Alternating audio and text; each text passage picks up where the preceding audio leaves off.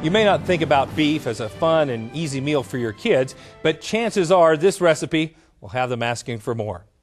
Here in the studio to show us how you can turn steak into a bite-sized meal that's perfect for kids is NCBA chef Laura Hagen of the Culinary Innovations team. Laura, thanks for coming back to the show. Absolutely. Thanks. You know, one of my constant pet peeves in our industry is it doesn't seem like we've ever had a real response to the poultry industry's chicken nuggets that kids just love.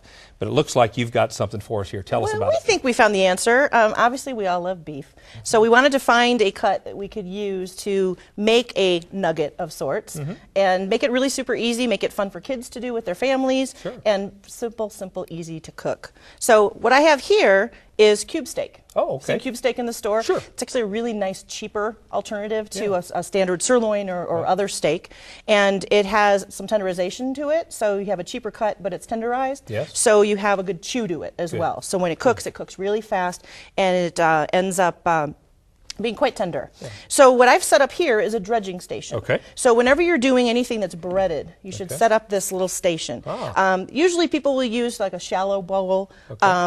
If you have something that's flat, like maybe a bigger steak or something along that lines, if you're doing country fried steak, we're doing these little bites, so I just put them in deeper bowls. Yeah. So I'm just going to take a couple, show you how we do it. First, we put it in flour. That's just regular flour. Regular all-purpose flour. Yeah, good. And what I like to do is I like to do the wet-dry rule. Oh. So with this hand, and obviously I have gloves on, so I'm not getting too goopy, but I like to do the left hand dry and the right hand wet. So we don't get so goopy. So as you're doing multiple batches of these, you don't end up with batter in the flour. So I'm going to take this and I'm going to stick that in there. Gingerly, and then I'll use my right hand. Okay, and that's just, you just beat up eggs? It is 2 eggs that we've just beaten up. Yep. Sounds terrible to say it that way, but whipped. We've whipped them. That's right.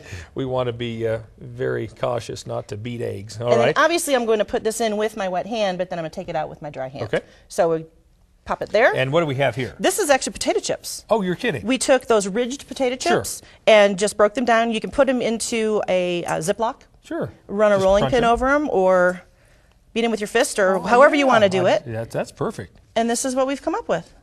Meat and potatoes right there. Yep.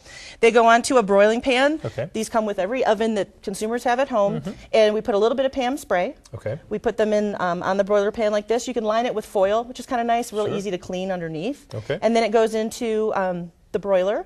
So I like to do it on a high broil, so it's getting up there in temperature, 500 or so. For about how long then?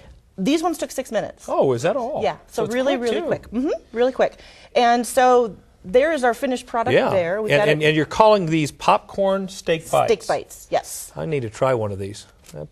And you have ketchup there, but you can use mustard, you can use barbecue sauce, ranch dressing, whatever you'd like to. That's perfect. To have, whatever the kids like. Fun, quick, and easy. Great. Thank you so much. You're welcome. For this recipe and other great beef recipes, just log on to our website at cattlemantocattleman.org.